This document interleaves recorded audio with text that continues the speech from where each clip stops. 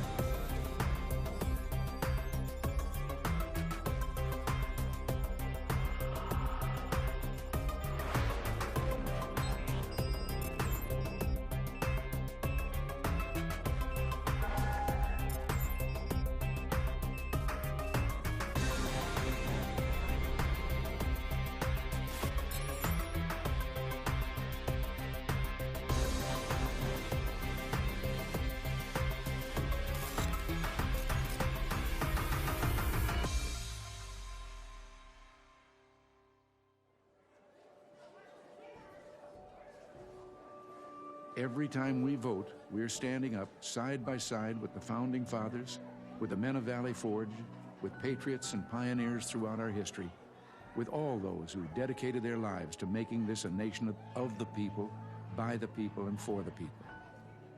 Elections are the lifeblood of our democracy. They are the mechanism by which the American people choose who is going to rule on their behalf and for their interests and welfare. Without elections, there would be no way for the American people, for us, to exercise our legitimate sway on the future direction of this country.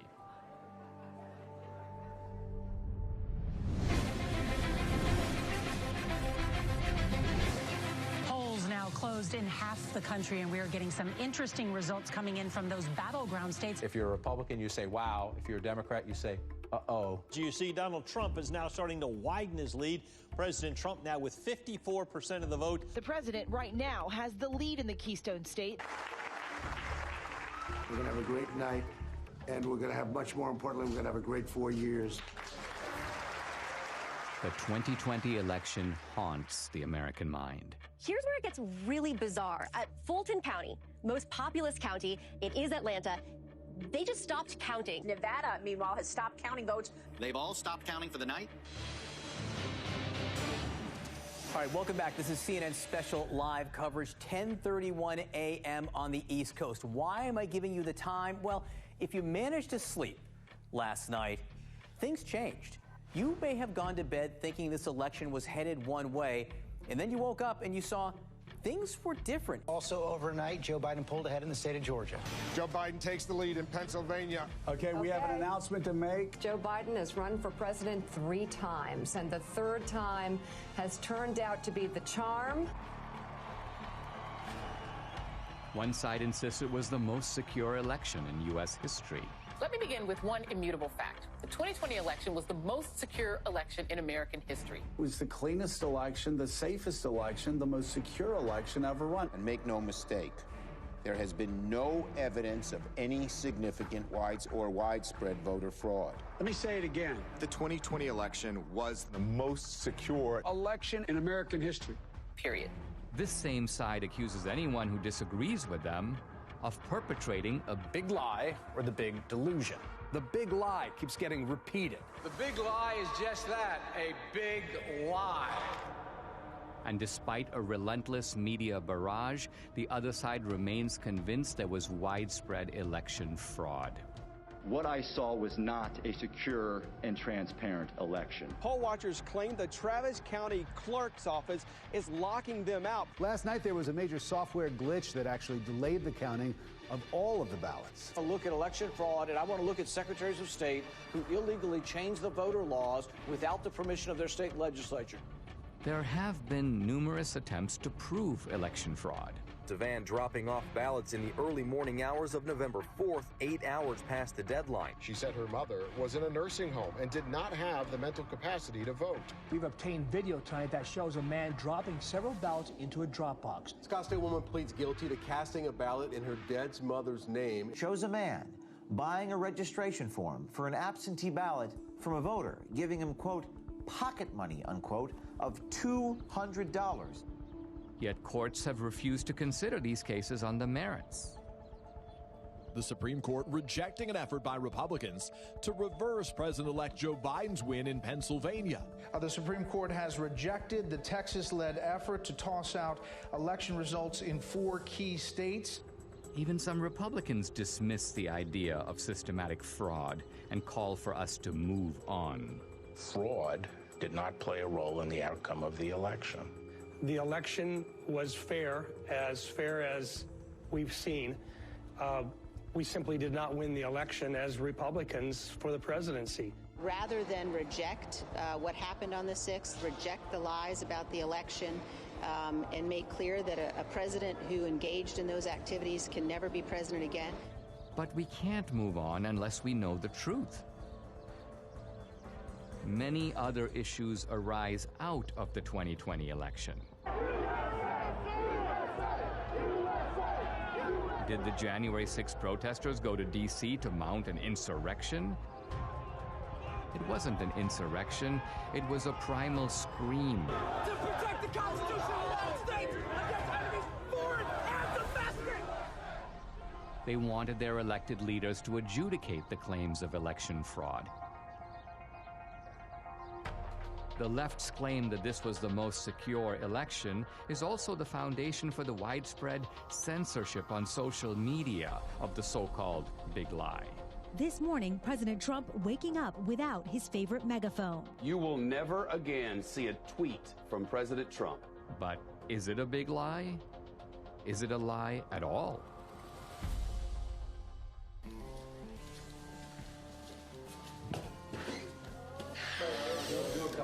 Yeah. Rolling. Sound speed. All right. Everybody got me? Yep. All right. SRP.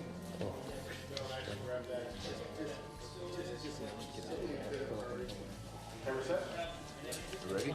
Set. Hey, I'm Dinesh D'Souza, and this is Season 1, Episode 1 of my new podcast. I started my podcast in early 2021 to speak the truth. But by simply asking questions about election fraud, you get booted from YouTube and Facebook. My podcast is sponsored by Salem Media, and I knew that other Salem hosts felt my frustration. Larry Elder, Dennis Prager, Eric Metaxas, Sebastian Gorka, Charlie Kirk. Let me begin by asking a very simple question.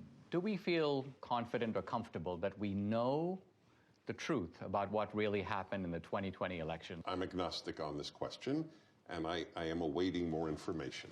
What about you, Eric? I think Dennis is a coward. I think, no, honestly, it's almost funny to me you say you're agnostic. And I think most Americans know that we don't know what happened and are not okay with that, by the way. I'm supposed to believe that a man who didn't campaign or campaign from his basement got more votes than the first black president in America? I don't believe it. Charlie? We have crumbs.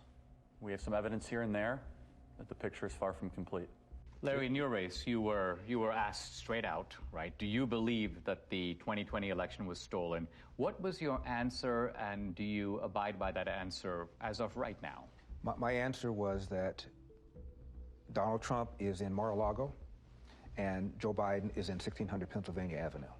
The lawsuits did not succeed. Do I believe there was shenanigans? Do I believe there were irregularities? Absolutely, and said so. This is probably the most loathed president I've ever seen. I thought Richard Nixon was loathed. I thought George W. Bush was loathed because of the Iraq War. I've never seen the level of vitriol against this man every single day. I think there was a study that found 91% of the news of ABC, NBC, CBS nightly news against Donald Trump was negative.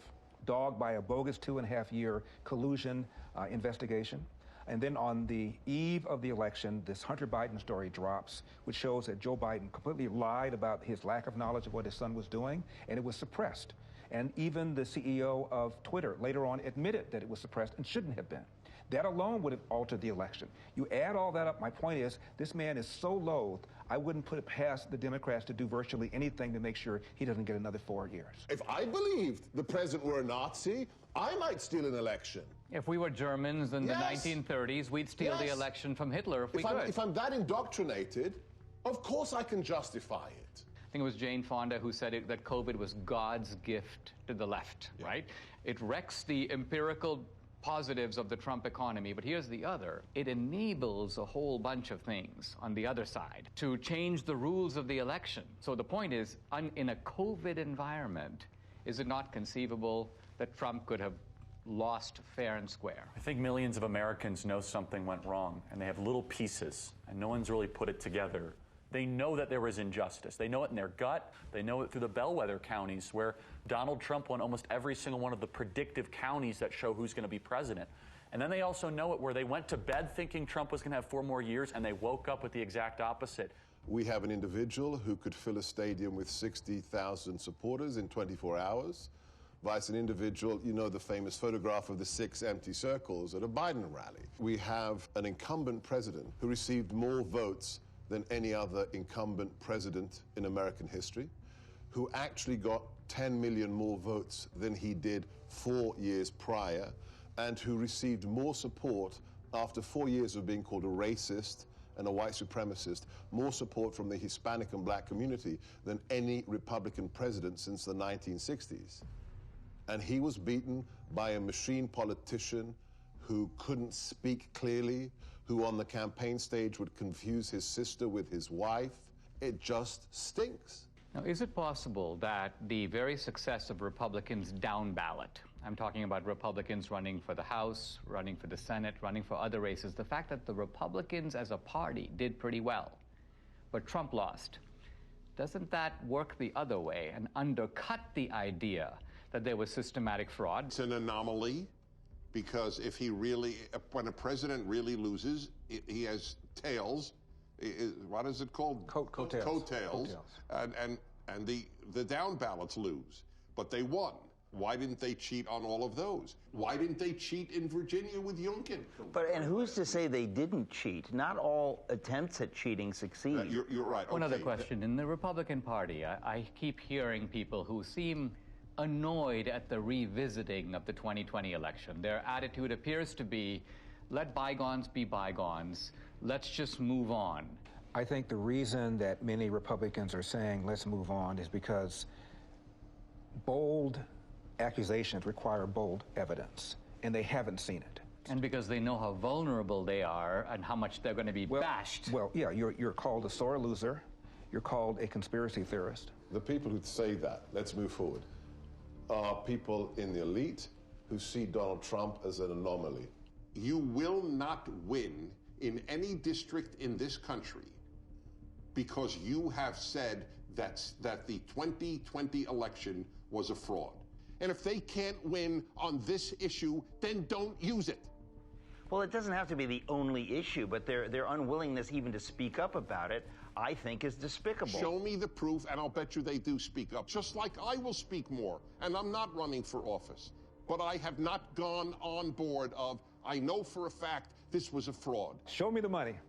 And in the words of Warren Wolf, let's go to the videotape. Now look, I mean, the Democrats, they have a history of voter fraud. Going back to Tammany Hall in the 19th century, we fast forward to LBJ stealing his first race in Texas, John F. Kennedy, the allegations that he stole the presidency with voter fraud in Texas and in Illinois. They've done it before. I mean, you could have someone who has a criminal record and they're fully capable of robbing a bank, but did they rob the bank? Well, it looks like it. What does our friend Catherine think about all this? Catherine's been a little quiet, but I think that means that they're working on something. I think that you should give her a call and see what she thinks. Hi, I'm Catherine Engelbrecht, founder and president of True the Vote. Hey, Dinesh. How are you? Hey, I'm doing fine. Hey, listen, I'm here with Debbie. Hey, Catherine. Hey, Debbie. You know how crazy it is out there. Have you guys been digging into this whole issue of voter fraud? Well, we have been working on something big. It's probably best we don't discuss it over the phone, but can we meet?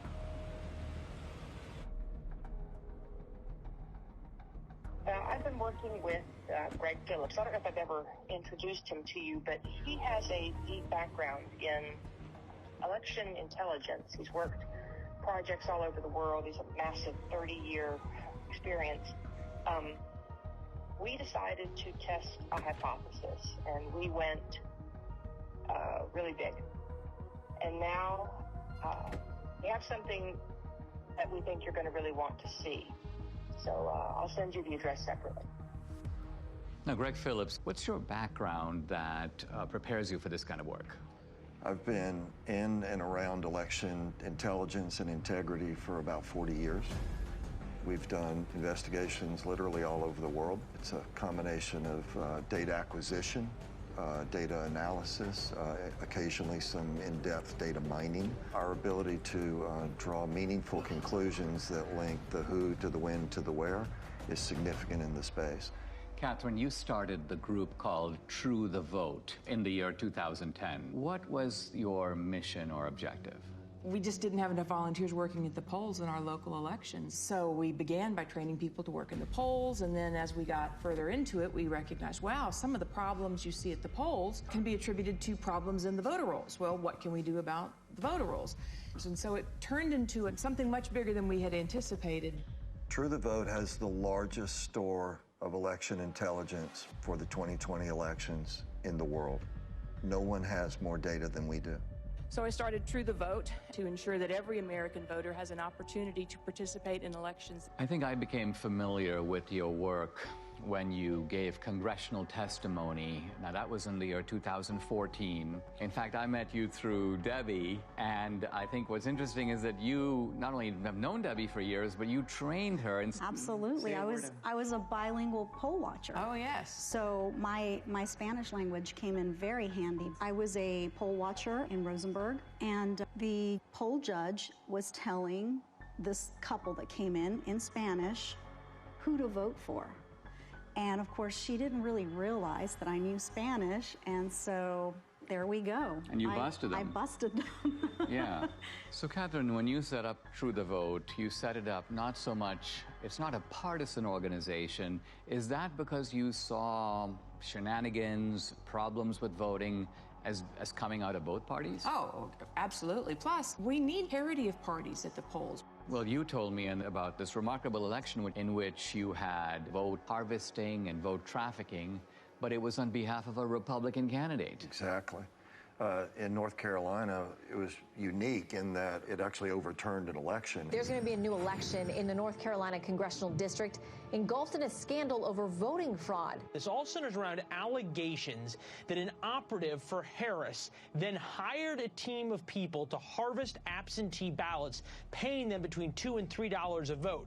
So you have an activist, the guy's name was McCrae Dowless, and he worked for the Bladen Improvement Association, which was a kind of an African-American get voters to the polls, but apparently they were doing all kinds of vote harvesting, and he learned the strategy. Then he broke with them, and he took his services to Mark Harris, a Republican, well, actually a pastor who was running. Correct. And Harris won. He pulled it off. In 40 years of doing this, we've seen this over and over again. Sometimes the schemes are a little bit different. Sometimes it's people out banging on doors, gathering ballots. Sometimes the ballots are sent here, gathered here, deposited there. But the trafficking itself is always the same basic pattern. There's a nonprofit involved somewhere in the middle. There are people that are either collecting those ballots on the one hand or depositing those ballots on the other and getting paid for it. In no case is it acceptable to be paid for your ballot or to accept some form of remuneration for your ballot. And in no way, in no time, is that legal. I noticed, Catherine, that in the immediate aftermath of the election, when there were a lot of accusations and charges flying around, all reflecting these suspicions that something went deeply wrong, charges of foreign intervention, charges of machines, you and your organization were kind of dead silent. I got the impression that you were looking for a different approach. Given the outliers that were introduced in such a major way in 2020, namely the privately funded drop boxes, the mass mail out of ballots, the hypothesis was, if you were going to cheat, how might one go about this? That would be provable, trackable, traceable. You said there might be some, let's just call them bad actors, who are delivering ballots systematically and illicitly to these mail-in drop boxes, and there might be a way to track them and to bust them. We didn't know. We decided we're going to let the data tell the tale, and we collected together a team of highly skilled contractors and put together a plan to see where the data would take us. What, Greg, is geo-tracking? So the idea is to collect these signals that are emitted from your phone. Your cell phone is delivering information to apps that are collecting that ping, so there are 4 key coordinates: the lat long, the elevation, and the time. And with that data, we can then build a pattern of life around you. So that phone's here right now. Well, where's it going to be at 5 o'clock, and where's it going to be tonight? Well, here's my cell phone. My cell phone is off. Can I be geo-tracked even with the cell phone being off? Possibly.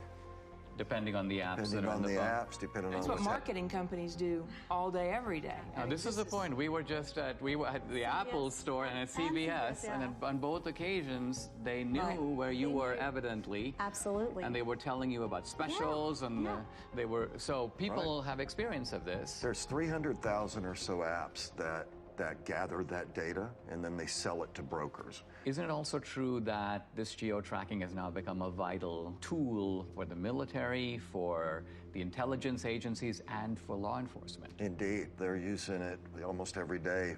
I'll say that there's no question amongst anyone that I know in the community that many, if not all, of the people that were involved in the situation at the Capitol on January 6th were being tracked previous to January 6th, because they already knew what their pattern of life was. They already knew who to look at.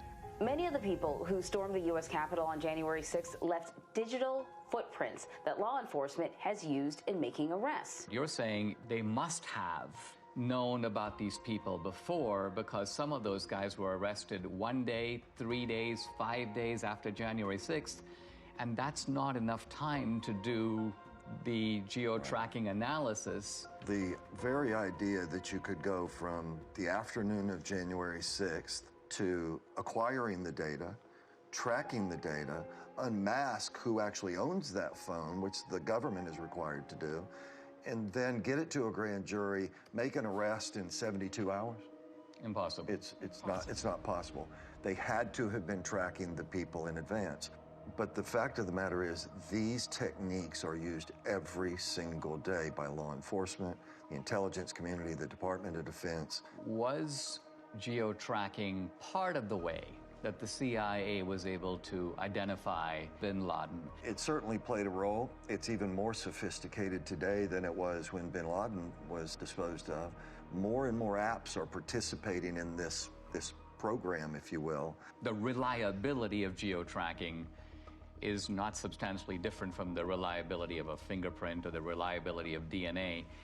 If it identifies your phone, now I could have given my phone to Debbie, but the simple truth of it is my phone was there on this particular date, and there's absolutely no question about that, right? That's correct. Now, you decided to purchase through these brokers that make this information available to companies, they make it available all kinds of places to buy data.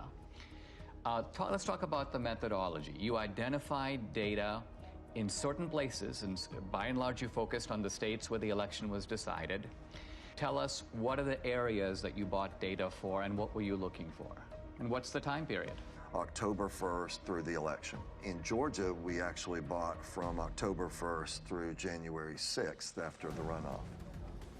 So we went in, We decided to do the Atlanta metro area because it picks up some rural areas, it picks up some urban areas, it picks up some suburban areas. 309 drop boxes in the area. And we thought, okay, well, this is a pretty good test.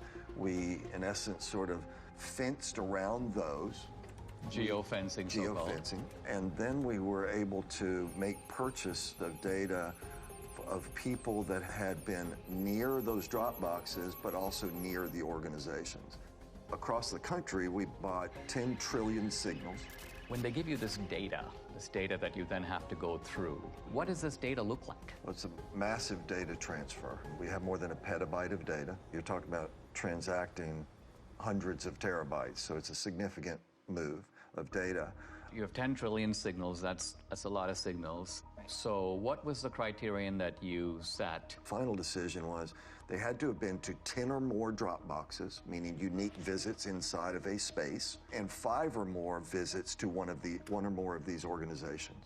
Those were the outliers. It was such an aberrant pattern. So what you're saying, I mean, it seems to me there's no reason for someone to go to even 2 drop boxes, but you're saying that maybe there's a conceivable reason someone did that. Let's identify a large number of drop boxes and multiple trips, and that way we're going to catch not all the offenders, right, but the worst offenders. The way we would describe it is we want to absolutely ensure that we don't have false positives, meaning including people that should not have been included. We're not in any way saying that this is all there is.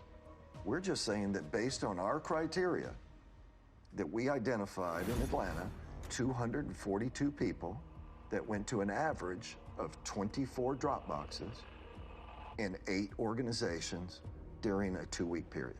242 mules. Now let's pause for a second. What is a mule? When we started the project, we had to figure out how are we going to describe the individuals and the elements involved. And to us, it felt a lot like a cartel. It felt a lot like trafficking. It can be trafficking in drugs, trafficking in humans. In this instance, it's ballot trafficking, and so we began to use that vernacular. A mule is, by our definition, a person that is involved in picking up ballots from locations and running them to the drop boxes. So you have the collectors on the one hand, you have the stash houses, which are the nonprofits, and then you have the mules that are doing the drops. What do we know about them? Who are they? Well, first let me say, this is not grandma out walking her dog. Bad backgrounds, bad reputations. We've had, encounters with several that are, not terribly positive. Violent guys. Can be. They are interested in one thing, that's money. Do we know, by the way, how much they get paid? According to the people that have shared information with us, it's generally $10 a ballot. In the Georgia runoff, that number was higher. 2020, of course, was the year of the Antifa riots, the BLM riots, and it was all going on in the months and weeks leading up to the election. Right. And so in the data, you have geo-tracking data of the drop boxes, but you also have data on the rioters. There were several different violent BLM Antifa riots in Atlanta. In one of them, we had 36 of our mules participate in these violent riots. There's an organization that tracks the device IDs across all violent protests around the world. We took a look at our 242 mules in Atlanta, and sure enough, dozens and dozens and dozens of our mules show up on the ACLID databases. So again, this is not grandma out walking her dog. These are, violent criminals sometimes. There's not just a criminal element, but there is an ideological element, and that there's an overlap between people. I mean, you're not going to go to an Antifa riot and find it overpopulated with patriots or Christians or Republicans. These are people on generally the far left. And turns out that these are people who also help to make up the mule population. I think that's also borne out in our target organizations themselves. They're not like Republican organizations. These are left-wing Democratic organizations. Yeah. Let's zoom in here. So the mule is the delivery man. The mule is the delivery woman. And what you're saying is they have a starting point or multiple starting points, and then they have the end point. And the end point is the drop box. That's right. Right? That's right. But you're saying that they get the ballots from somewhere, and then they go deposit them in multiple drop boxes. One of the questions that will come up in the work that we've done is, well, how do you know that this wasn't just somebody that's got a big family and they just deposited a bunch of ballots once? Or how do you know that this person didn't just work at a location that is near a drop box and so they're constantly going by a drop box? And the elements that are additive here, the going to the nonprofits, the ability to identify the pattern of approach to a drop box, and that it is going not past a drop box and on, but directly to a drop box and back to another point and then to another drop box. All of these things. I mean, isn't the timing significant? If some guy's going to a drop box at 2 a.m. in the morning, presumably he's not like out for a walk. Right. So we're going to show you a visual, a pattern of life that someone can see and look at rather than just a whole spreadsheet of numbers, being able to look at it in this manner. What you see here on the screen is a single person on a single day in Atlanta, Georgia. They went to 28 drop boxes in 5 organizations in one day. What are the orange dots? Those are drop boxes. And what is the blue tracks? That is a smoothed out pattern of life so that we could take the sort of the movement of the individual cell phone signals, marry them together into something that's visual so that you can see movement on the individual. To get to some of these drop boxes, you had to be intentional. You had to get off the highway, you had to go on surface streets, you had to turn in somewhere in order to get to those drop boxes. And the circles, I take it, reflect the nonprofit centers. Are that the places where the ballots originate? The stash houses, where the ballots are collected and handed to the mules to take to the drop boxes. Now let's move over to Arizona. How many mules in Arizona? A little over 200. A little over 200. In Phoenix alone. The reason I think this is all very significant is because these were very close states, right? What was the margin in Georgia? 10 or 11,000, I think, in the end. In the end. And Arizona also extremely close. Yeah, very close. Then you moved on to Wisconsin, but our initial look was in Milwaukee. Gross numbers were a little down, but the average number of visits to the drop boxes was up. So instead of having only 24 unique visits, I think we averaged 28. I mean, maybe I've heard people in Milwaukee are really hardworking, and maybe they just went overtime. And then let's go to Michigan. We have more than 500 mules that we've identified in Michigan. Again, the number of boxes is lower. Now, where in Michigan? Detroit mainly, but we have people in Detroit that went to more than 100 drop boxes. I mean, this is stunning because it's like, I cannot think of a rational, kind of innocent reason for someone to do that. It just doesn't exist. No. So any reasonable person would say, you're onto something big here. We should take a closer look. Let's go to Pennsylvania, critical state. I think it was Pennsylvania that really gave Biden the election. Philadelphia alone, we've identified more than 1,100 mules at rates well beyond anything we'd seen. Closer to 50 drop boxes each. Each guy going to 50 drop boxes? Each. 1,100. We saw people driving back and forth to New Jersey across the bridge. But you're saying the ballots may not even be from Philadelphia or from Pennsylvania. We're saying somebody should But investigate. you're saying that the origin point appears to be Jersey. Now, running 1,100 mules times 50, we are at 50,000 drop box visits by the mules alone in Philadelphia or greater Philadelphia area. Now, as you were assessing this data, you had, the two of you, and I'm not sure which of you came up with this, a genius idea in my view. It was your, of course, of course, who else? Well, to validate your data. We chose to look at 2 murders that were ebbing on cold case status. And in Atlanta, 8-year-old Secoria Turner was killed by rounds of gunfire shot into a car. It happened just outside this Wendy's parking lot. Bought the data and the team got to work. You could see visually that there were only a handful of unique devices that could possibly have pulled the trigger. So this is the area, and this is where the Wendy's was. And are you saying that each green dot is the same guy, but moving through time? Each color is one person. The shooting actually occurred right here in this parking lot, sort of inside of this circle are really the only potentially legitimate shooters. Each of these devices has a unique device ID, and we turned the bulk of this information over to the Federal Bureau of Investigation. Now, I read, they've arrested 2 suspects. They have. 2 suspected gang members will appear in court this morning on charges that include the shooting death of 8-year-old Secoria Turner. And isn't it true that this tracking these movements, this parallels exactly the work you're doing with the mules? Exactly. It's one thing to have the scientific evidence, which is persuasive on its own merits, but do you have video evidence? We do. How much of it do you have? 4 million minutes of surveillance video around the country. Official surveillance video of these mail-in drop boxes? Yes. How do you get it?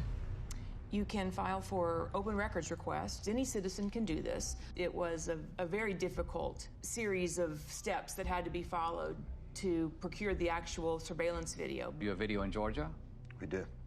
Is it video from the presidential election, the runoff election, or both? Both. Do you have video from other states? Some video from Arizona. We have recently learned video was specifically turned off on particular drop boxes. In which state? Arizona. Wisconsin, it turns out, even though the rules required them to have video. Did they do the video? No, they did not. There should be video on every Dropbox. Indeed. Given today's kind of cost of technology, it would not have been that hard to do it. And you sent me a screenshot, Catherine, where you were requesting video, and I believe it was the state of Georgia saying this video does not exist, and we can't tell you why it doesn't exist. Right, that was in Fulton County. We have correspondence like that from a lot of states. In the absence of video, and that geospatial data is key to decoding, what the greater scheme was. But in the case of what we're going to show you now, what kicks it up a notch is that we have the geospatial data to support the video. Let's talk about some of the videos. So we're going to show you a couple different ones. This particular individual we have in a number of different locations at a number of different times. He's actually a mule. This is the official surveillance video of Georgia. Absolutely. And so as the person pulls up, they don't even bother parking. Of course, it's the middle of the night, so why would they? He gets out, approaches the box. When people walk up with intention to cheat, they look around, they basically walk fairly quickly, they try to stuff them in, they try to get out of there. In this case, he drops a few on the ground, pick them up, stuff them into the box. And then he hustles back and hustles out of there. So this is what it looks like. It doesn't necessarily look like, hundreds of ballots being stuffed in. You don't need a whole lot of fraud, you just need a little in the right places over time. Is there a way to estimate, or even roughly, how many ballots are being tossed into a box at a given time? It might be 3 or 5 or 6 or 10 or something like that. The idea is to stay under the radar. And as Greg said, the number is, 3, 5, 10 ballots. But then they're not done for the day either.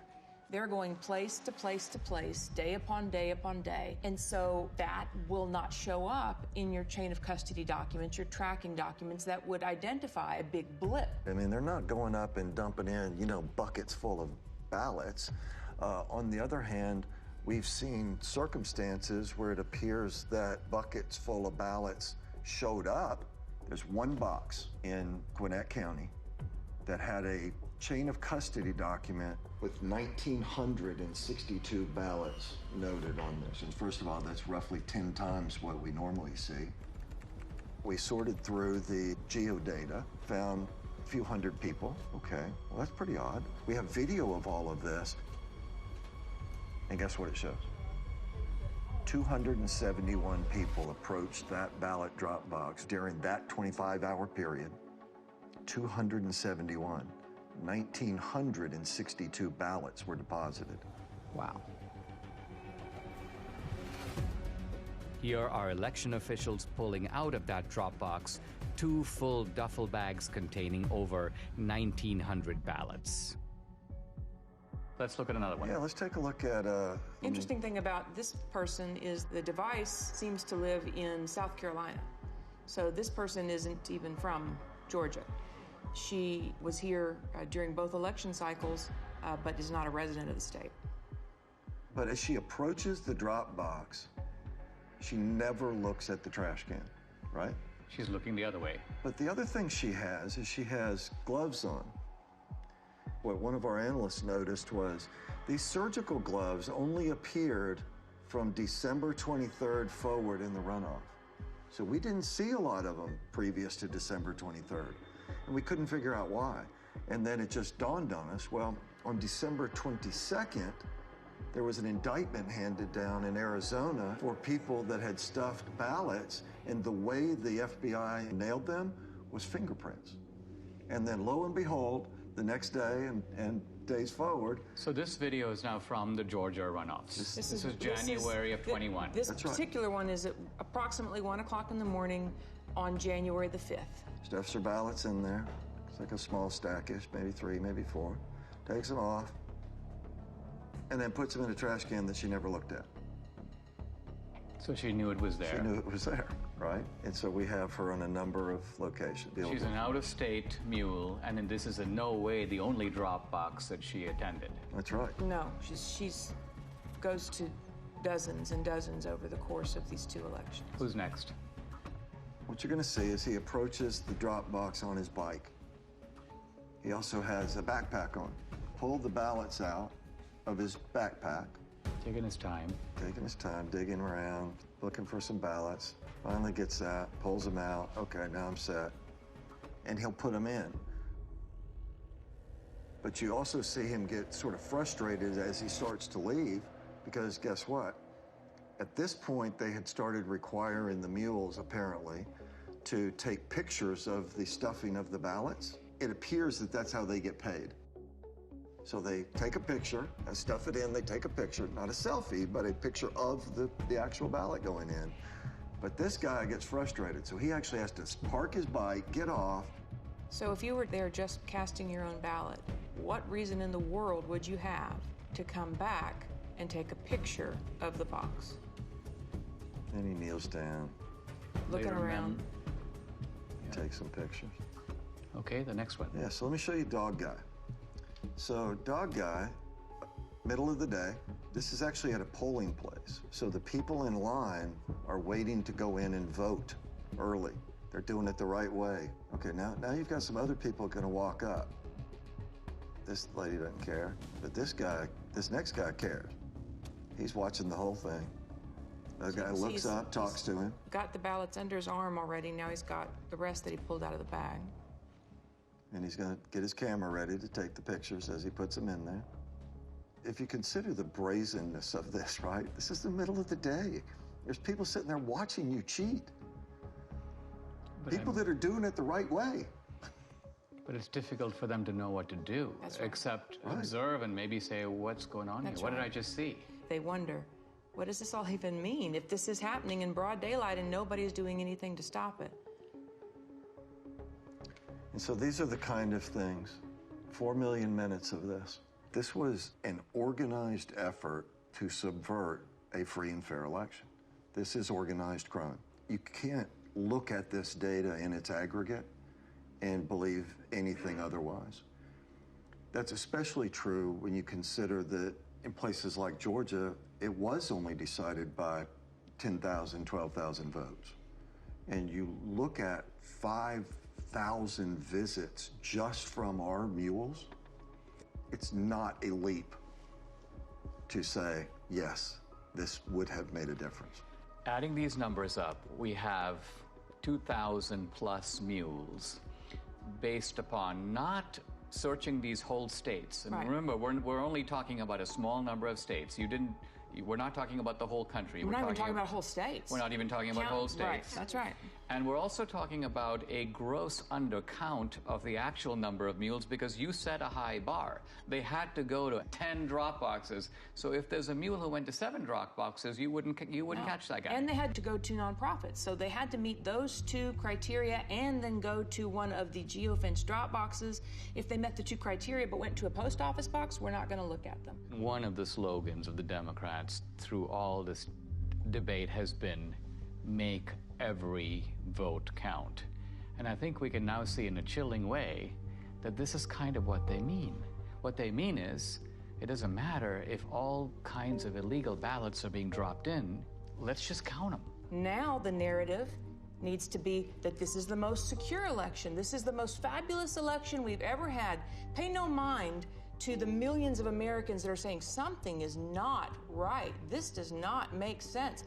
Nothing to see here. Just smile and wave, boys. I mean, wouldn't it be an accurate summary to say that these voter bills that the Democrats are desperate to enact, to federalize the election, isn't it that they want to take all these special provisions that have enabled what we've described, or you've described in the 2020 election, and make it permanent?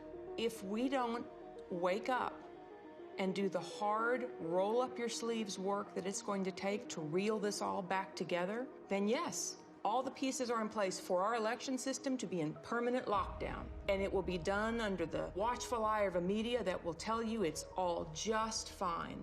It seems like they are subverting democracy in the public pretense of protecting it. Absolutely. And it won't stop unless we stop it. If I look across the swath of Republicans, this is not the kind of issue that they seem to be comfortable with. It's almost like they would rather endure. That's right. As I said, well, it's a gamble, right? Because the ones that are enduring are currently elected and in power. When you watch these brazen acts and nobody says a word because they're scared that they're going to be sued, because they're scared that they're going to be canceled, because they're scared that they're going to be silenced, that kind of chilling effect is exactly what they want. And as I said, on the other side of fear is freedom. If you never get past the fear, you're never free. Let's sum up what we know. Do we know for sure that this was not, in fact, far from, the most secure election in history? It was not. We know that for a fact. Do we know for a fact that there was coordinated, systematic fraud in all the key states where the election was decided? Yes. Yes. And therefore, does it follow that the people who suspected fraud, even though they didn't have the proof, their suspicion was right? Absolutely. Their instincts are right. And moreover, that the states that are trying to do something about systematic fraud by restoring a modicum of, let's call it the old rules, checking your voter ID, checking signatures. You want a mail-in ballot? You know what? You got to request an absentee ballot. We're not going to send 20 million ballots out there and see what comes back. That these voter integrity laws, far from being voter suppression, are actually a legitimate way to make sure that the people who vote are actually eligible to vote. 100% accurate. That's absolutely correct.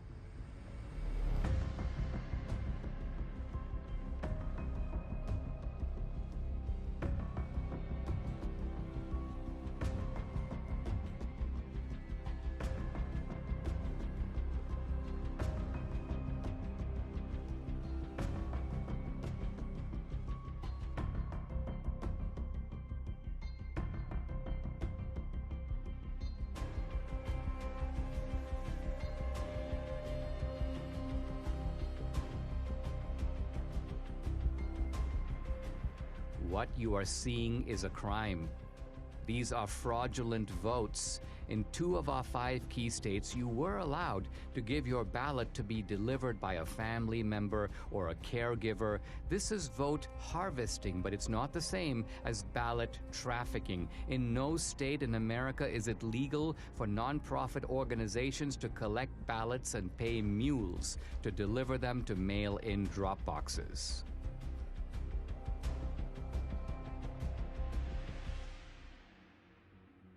Now we come to the most important question of all. Was the magnitude of vote trafficking in these key swing states enough to tip the balance in the 2020 presidential election? Let's first narrow in on just our 2,000 mules. Their average number of Dropbox visits, 38. Their average number of illegal ballots deposited per visit, 5. That's 380,000 illegal votes.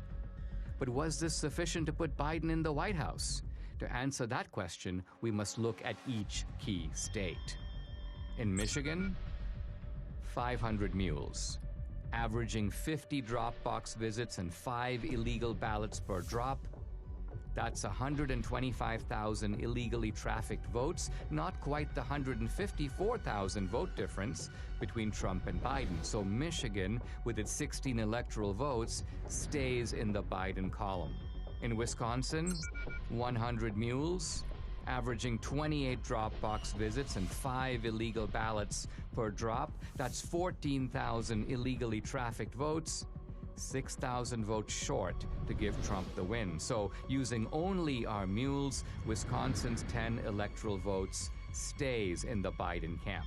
But now we come to Georgia, 250 mules, averaging 24 drop box visits and 5 illegal ballots per drop.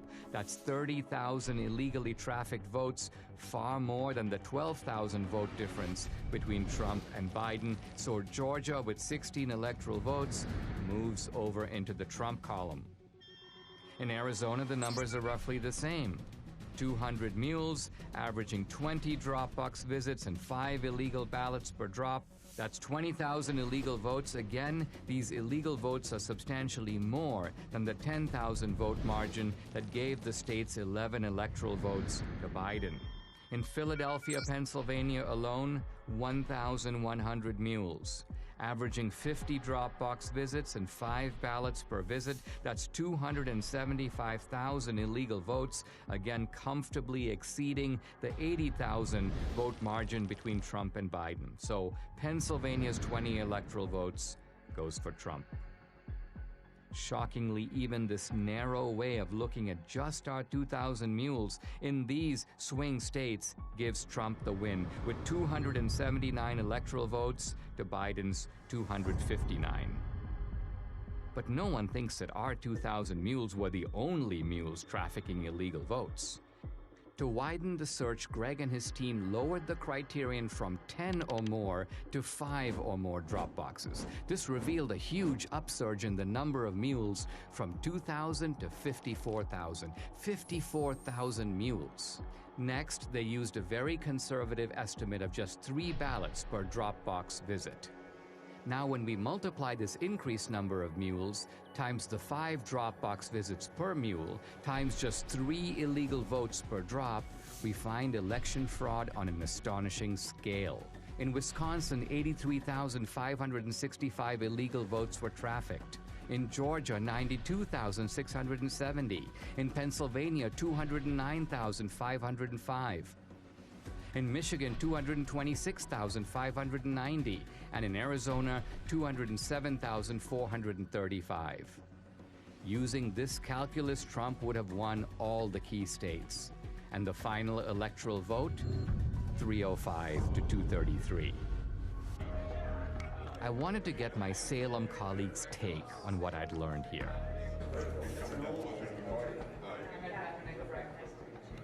How did you get this video? Is this all surveillance footage? Is this like official status? This is all official. Sorry, this is all acquired through open records. This is the way that we look at it. There's 4 million minutes of video. Well, these are official footage. This is official surveillance footage. It's indisputable. It was taken by the state itself. That's the only place that the video left, came I from. think, did not anticipate that anyone would go through this video. So this is 1 o'clock in the morning. Don't we all vote at 1 o'clock in the morning? Right. This seems silly, but somebody asked me, they go, how do we know this is not normal mail? This is a ballot drop box. Right. Okay, this is not the mailbox where we write your mom. She's got gloves on. She's got gloves on. And what does she do with the gloves? Ooh. Whoopsie daisy. Hang on, she walked straight past that can and didn't see it. You gotta show that again. It's hilarious. Look, she just walks in. So this is not the first time she's done that. No. So that one was in Georgia, is that right? Yes. So in Georgia, it is illegal to turn in anyone but yourself or your family member's ballot. It is illegal. Right? It is illegal. So forget the outcome. That's an illegal practice, what you just saw. That's right. Video number 2. Dog guy. This is called Dog Guy.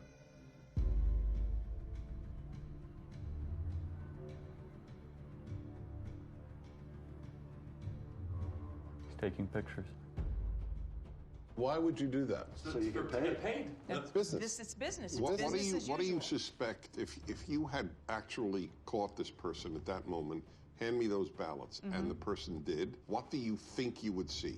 Whose name is on it, in your opinion? Ineligible voters, people that have moved. Would you see legitimate ballots? There's an ambiguity in what you're saying. The ballot itself is legitimate. No, that I... Right, it's not a fake piece of paper. Yes, right. Okay. But again, remember, when you mail in a ballot, you have a security envelope with the signature verification standard that's been all but washed away.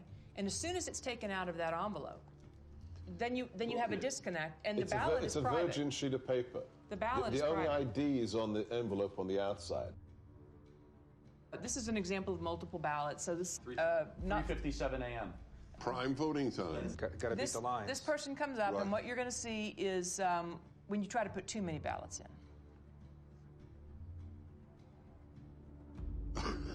He needs a shoehorn. And we have lots of those where they're just jamming them in and then they fall on the ground. And when you can jam Well, them... I mean, this alone is, to say the least, suggestive. Who's voting at 3:57 a.m. with a whole bunch of ballots? And then being able to match that ping where he's standing there to the next place he goes. So and the we're next seeing place he videos goes. of one. Right. But each one of these, went to...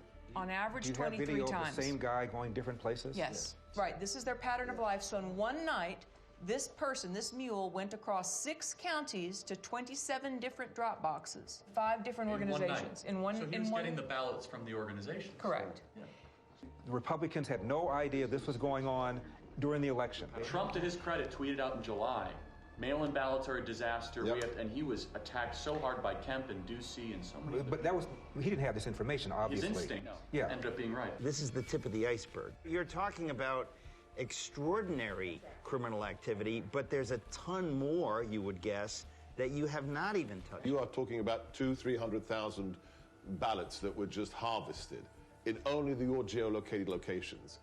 But you are talking, what, 5% of America? Less than 5%. Okay. So the case closed. Sorry, gentlemen, lady. Case closed. All right, so I do a heroic thing that not necessarily others here do. I read the New York Times every day. That's crazy. We're sorry for you. It's my martyrdom. They claim all of these places we have found maybe 4, maybe 50 phony ballots. These aren't phony ballots. Right, No okay, one's so ever, wait, this is a but very they're novel... phony, wait, they're phony names.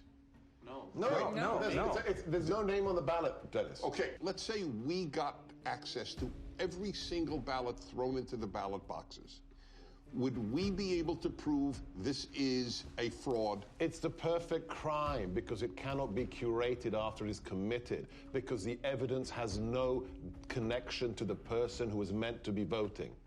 That's the problem. As soon as it gets taken out of the envelope, the identity of the voter we're claiming, disappears. so the vote from John Doe is from a John Doe who is dead or a John Doe who is moved. Is that correct? Or voted somewhere else.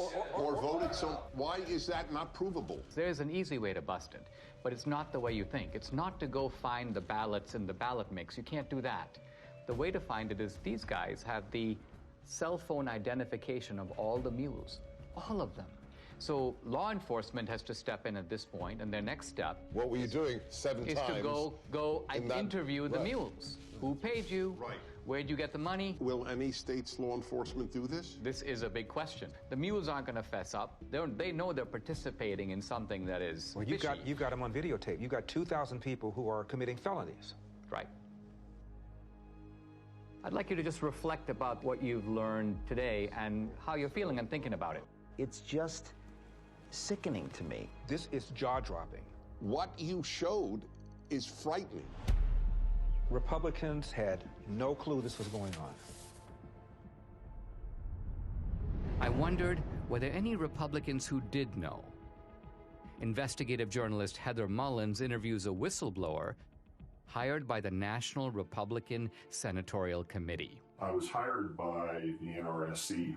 My job was basically to watch the ballot boxes. And this was for the early voting in Georgia. So that started on December 14th.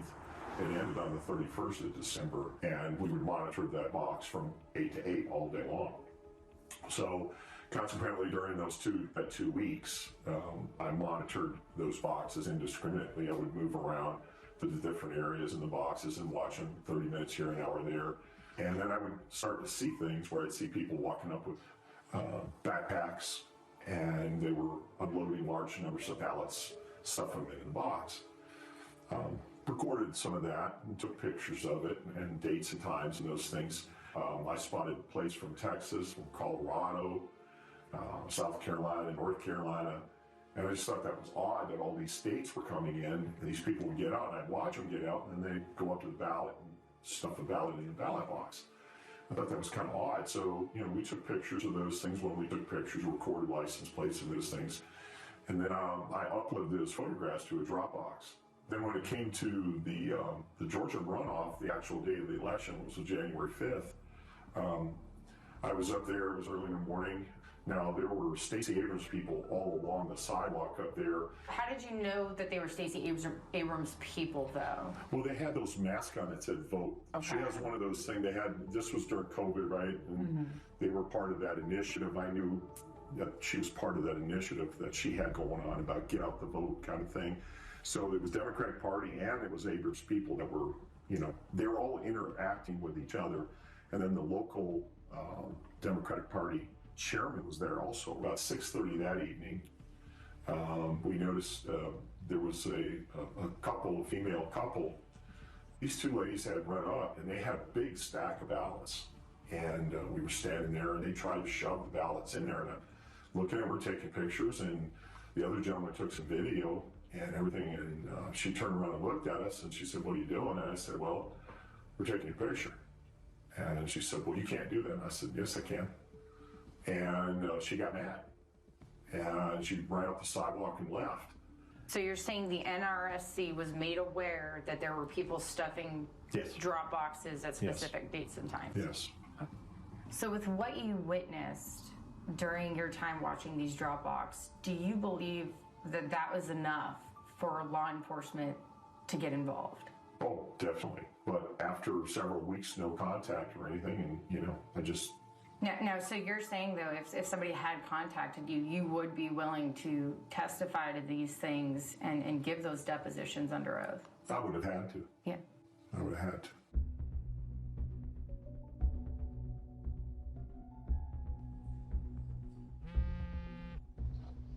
Catherine, hey. Greg just interviewed an informant in Arizona who's now cooperating with authorities. Oh, wow. Okay. Check your email. Okay, awesome. I'll do it. Thanks so much. Okay, bye. Hey, honey. Yeah. Take a look at this. So this is, I remember Greg was going to interview that mule so we got the video. Thank you again for... I guess they're concealing her identity. So what was your job? Like, what were you doing? Receptionist. So at some point, you were asked or sort of instructed, I guess, to start receiving people's ballots. I was just instructed to go ahead and receive ballots from various people, females mostly, and on Friday they would come and pick up payment. I assumed it was payments for what they were doing. So they would, during the week, they would bring them in at various times, and then you would pay them like all on a Friday. Is that kind of how it went? Yes. Interesting. And then I would get a call to find out how many ballots were brought in and if they were already pre-filled out first.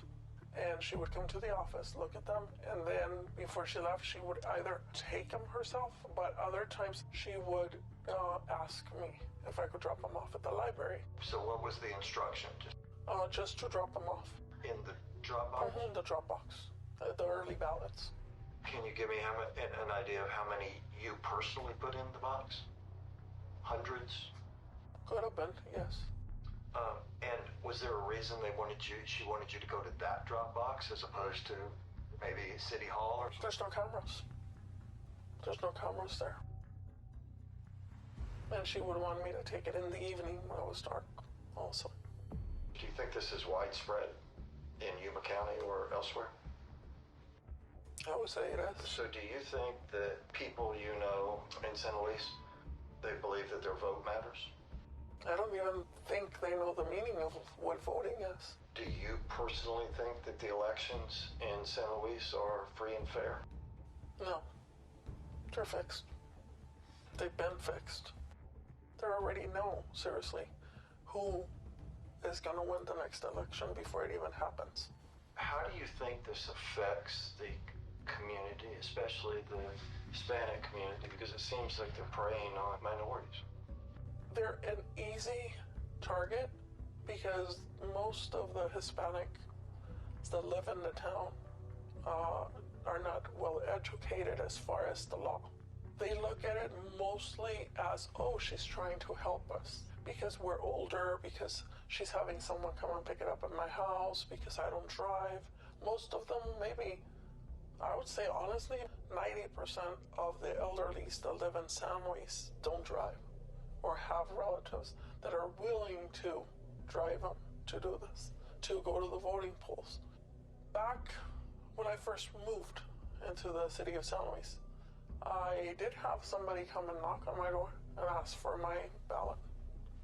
And it was somebody I knew and that I had known for many years since I was a child. And up to this day, that person does not talk to me because I said there was no way I was giving them my ballot. What a brave woman to do this. Totally. I call it the Mexican mafia, seriously. Because they work like that. It seems like we need to do a better job of maybe educating folks or helping people understand that this stuff's not okay. I offered a long time ago. But again, they told me, oh, don't do it because you're going to end up in the trash can in pieces. What do you think it's going to take to get this trafficking to stop? For people to get caught and pay the price. Wow. Unbelievable. We know that the mules got their stashes of ballots from these activist organizations. But where did the activist organizations get the ballots from? Hans von Spakovsky is a former member of the Federal Election Commission, a senior fellow at the Heritage Foundation, and co-author of the book Our Broken Elections. I will say election fraud is bipartisan, but most of the cases I see are, unfortunately, the Democratic Party. Hans, you just watched a mule kind of fessing up about participating in this trafficking operation. Is this kind of a mule operation something familiar to you? But unfortunately, this is so common in some parts of America, particularly the Hispanic community, that they have a special name there. There they call them politiqueros.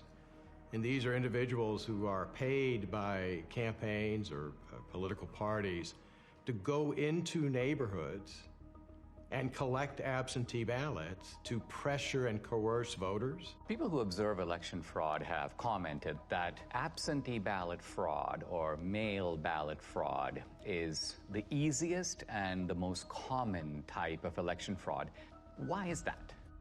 Well, because they're the only kind of ballot that is voted outside the supervision of election officials and outside the observation of poll watchers. Transparency, as you know, is very important in the election process, and there's no one there at a voter's home to observe what's happening. Also, remember, when you're in a polling place, you fill out your ballot and you then deposit it directly into the ballot box. That obviously is not what happens with absentee ballots. There are some states, I believe about half of them, about 27 states, that allow voter harvesting. And by voter harvesting, what we mean is that you are allowed to give your ballot to someone else and ask them to deliver it. Now, are there any states in which you're allowed to pay mules to deliver ballots to drop boxes? No, you're not supposed to be doing that. And allowing vote trafficking to begin with is a huge mistake because you're giving third-party strangers, you know, candidates, campaign staffers, party activists, all people who have a stake in the outcome of the election, you're giving them the ability to handle something very valuable, a ballot. Voter fraud is almost incalculably rare in the United States. Does it ever happen? Okay, occasionally it does happen. But it doesn't happen on a national scale. Doesn't affect the outcome. It would affect the outcome. I read these days constantly that election fraud, well, it could occur, but those cases are extremely rare. They're so episodic, they don't have the ability to tip an election. Is that true? Fraud happens often enough that elections get overturned. I mean, just go back 3 years to 2018 and a congressional race was overturned. I can cite to you another case in Mississippi. It was just overturned by a court because of fraud. Same thing in Florida. But look, that's just the tip of the iceberg. No, we've shown that you've got these mules who are picking up these ballots at various vote stash houses. Hans, where do these organizations get ballots? Well, to quote Shakespeare, let me count the ways. You know, everything from filling out absentee ballot request forms for voters, but having the ballots sent to them, to actually going to the voters and obtaining the ballots from them, to stealing them out of mailboxes, to actually using high-quality photocopy machines to make their own ballots. Look, these cases unfortunately go on all the time. You can go to 2018, which wasn't that long ago, in North Carolina. Leslie McCrae Dowless is accused of mishandling absentee ballots in North Carolina's 9th District. Dowless would frequently obtain this report from the Board of Elections, looking for the date an absentee ballot was mailed and if it had been returned. Ginger Eason, who first told me she was hired to pick up ballots, and Kelly Hendricks, who testified she did the same thing. What would you do with the ballots after you picked them up?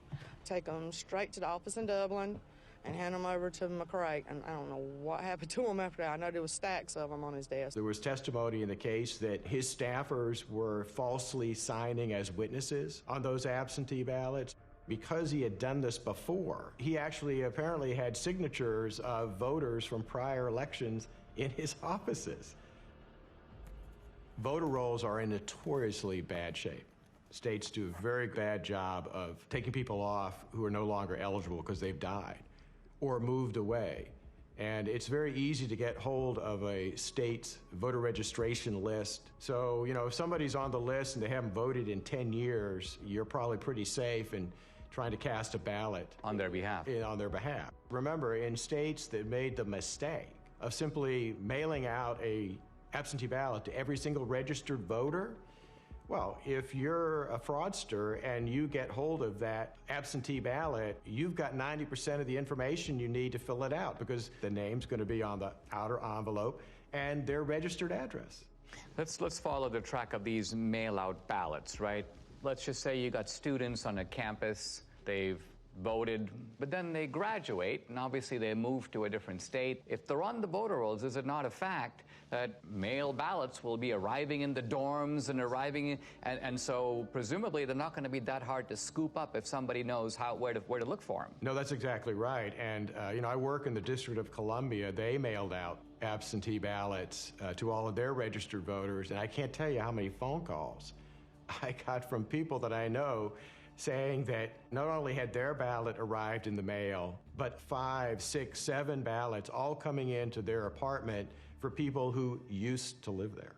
Now, a former Supreme Court justice in Wisconsin named Gableman has done a preliminary report. He talks about the fact that there are approximately 90,000 people in Wisconsin who are in resident care facilities or nursing homes. So she's basically not capable any longer of even remaining awake for more than a few minutes. And so were you surprised that she voted in February 2021?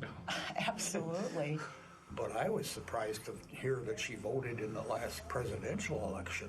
Much to my surprise, she had voted for off and on for the last 10 years. I guess in my mind, I thought if you put your parent into a facility because they were incapacitated, they would not even be offered the vote. They make you vote. They make you vote here? And so how do they make you vote? Because I didn't want to vote, and they told me I had to. That is a real problem. Clearly it was a problem in Wisconsin 2020, but unfortunately that's a perennial problem in other states too. What happens is you have staff in those nursing homes. Sometimes they are activists politically.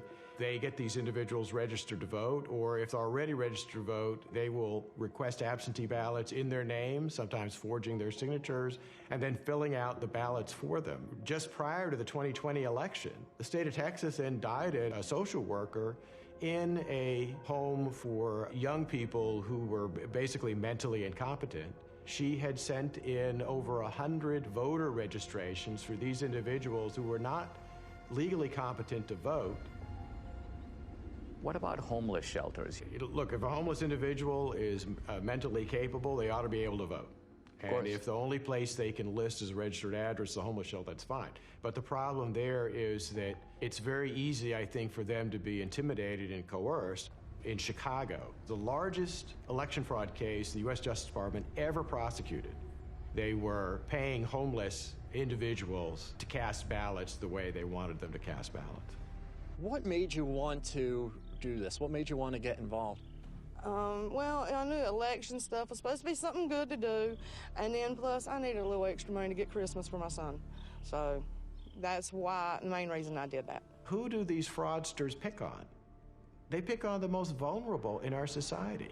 They go into poor neighborhoods, they pick on the elderly, they pick on people for whom English is not their first language. When we're trying to stop election fraud, we're actually trying to protect, I'd say, the most vulnerable people in our society.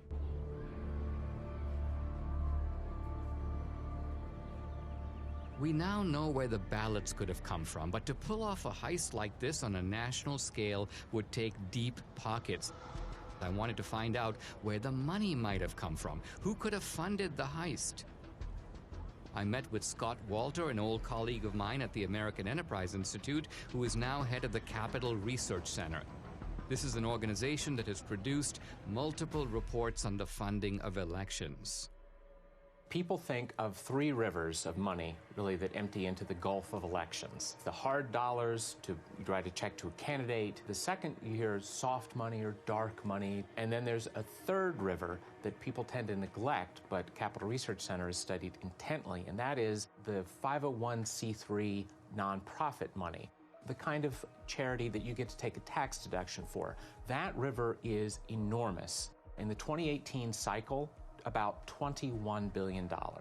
Now, what do the IRS regulations say about the involvement of these nonprofits? By law, these nonprofit charities are forbidden to directly intervene in elections in any way or to help a particular party or candidate. The IRS is emphatic that you cannot intend or even have the effect of helping one party or candidate over the other. Now, let's talk about some of the key elements of this particular network that we're focusing on. We have drop boxes, and those drop boxes are, most people would think, funded entirely by the states. In other words, the drop boxes in Georgia are funded by the state of Georgia, but that's not entirely the case, is it? In the 2020 election, there was an unprecedented hundreds of millions of private dollars going into government election offices. The $470 million or so dollars were sent by Mark Zuckerberg and his wife. We did our part to secure the integrity of the election. There were a few other places that put in much smaller amounts. One entity that put in $25 million was, again, a nonprofit that's part of the Arabella Advisors, which as a total empire in 2020 took in $1.7 billion. Is there any evidence that this operation had a partisan thrust or a partisan character? As we all know, big money rarely comes without strings attached. One of the big ones is lots and lots of drop boxes. Also, lots and lots of vote by mail. To get your nice big checks, you had to do things like have drop boxes, encourage vote by mail, have ads in foreign languages, all kinds of things that little by little are nudging the turnout for one particular political party. In addition to the $470 or so million that went into the Zuckbuck operation, you also had in 2020 a $120 million project, very secretive, called the Voter Registration Project. The $120 million, it came from Soros's foundation, it came from Visa's foundation, it came from Warren Buffett's foundation, it came from unions like the SEIU. The Voter Registration Project has as its goal increasing in the 8 target states over 2 million voters who are overwhelmingly expected to vote for the Democratic Party. And so the states that we're talking about here, Arizona, Yes. Georgia? Yes. North Carolina? Yes. Any others? Nevada, New Mexico.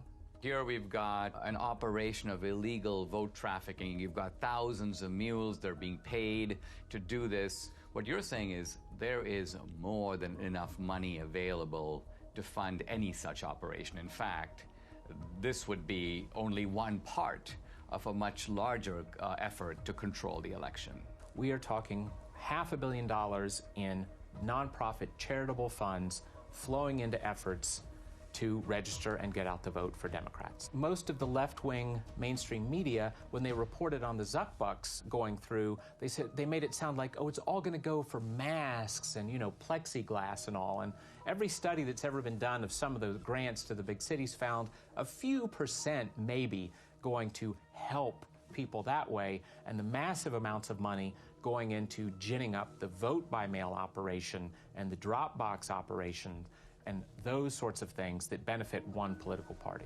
How confident should we be that this will be a fair election? They're sending millions of ballots all over the country. This is going to be a fraud like you've never seen. Trump predicted. He said the Democrats are going to cheat, that they're going to use the pretext of COVID, they're going to rig the rules in their favor. Nevertheless, Republicans focus their efforts on the campaign, while Democrats focus their efforts on the process of actually running the election. The two sides don't approach elections in the same way. The Democrats, they understand that the rules, the process by which elections are conducted is just critical. We must now face the chilling reality. The Democrats conceived the heist. They funded it. They organized it. Then they carried it out. They rigged and stole the 2020 presidential election. We cannot be okay with this. We cannot simply move on. Guys, I'd like to have your honest assessment on what you've seen, what you've heard, and what we can reasonably draw from it. What do we have empirically? We have data, geolocated, we have footage of people harvesting ballots. Do we know who those ballots were for? We can't know who they were for. However, you have to inject common sense. Are we saying that in the centers of Democrat-held districts, we are seeing hundreds and hundreds of visits to drop boxes with pro-Trump ballots? It beggars belief. It's ballot laundering. Looks pretty convincing to me. I don't think we'll ever know the full story. And what makes this crime so compelling and unique is that once the ballot enters the system, it's really hard to reverse engineer it. But when you have the cell phone geolocation data and then the actual footage of them doing what you would expect them to be doing, taking pictures of the ballots, taking gloves off, visiting multiple times, I mean, it seems pretty clear to me, and it explains the sudden spike in Biden's support that we saw late at night, the kind of instinct that people had.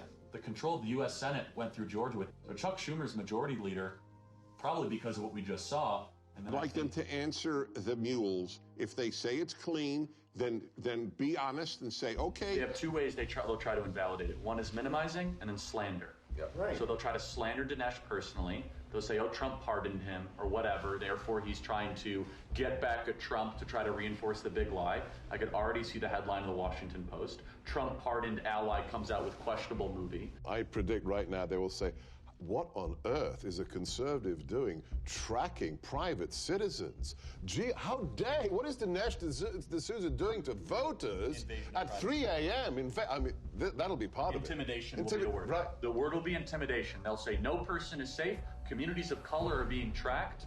People like in black neighborhoods are now going to have to fear for their life that their cell phone pings will be paired. And this is Jim Crow 2.0, Dinesh. I disagree that this is not going to be compelling enough. This is a smoking gun. This is O.J. Simpson being seen leaving the scene of the crime. I don't care how partisan you are. You can't dismiss all of this. How do you explain somebody going to a whole bunch of different drop boxes with a whole bunch of different ballots on the same night at 3:57 a.m. in the morning? How do you explain that? That alone.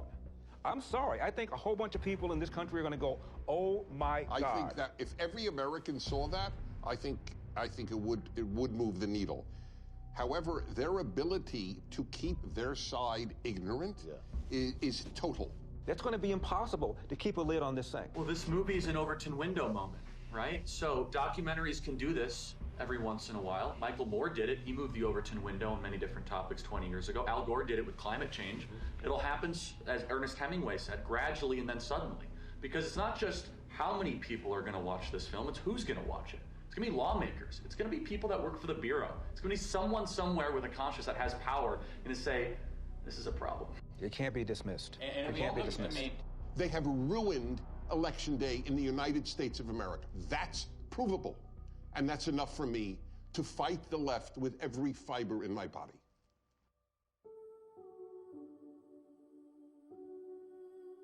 Without free and fair elections, we are not a democracy. We are a nation run by a criminal cartel masquerading as a democracy.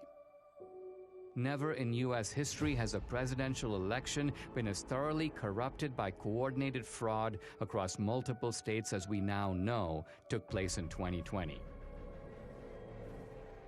Today, totalitarian regimes camouflage their fake elections with appearance of democracy, but they're not real democracies. We don't want to join them. Our elections must represent the will of American citizens. We who believe in constitutional democracy must be diligent. If we give up, they win. In fact, if enough of us give up, they won't need to cheat anymore. Don't stay home. Get involved. Get out and vote. Do what is necessary to save this great country. The America we love needs us now more than ever.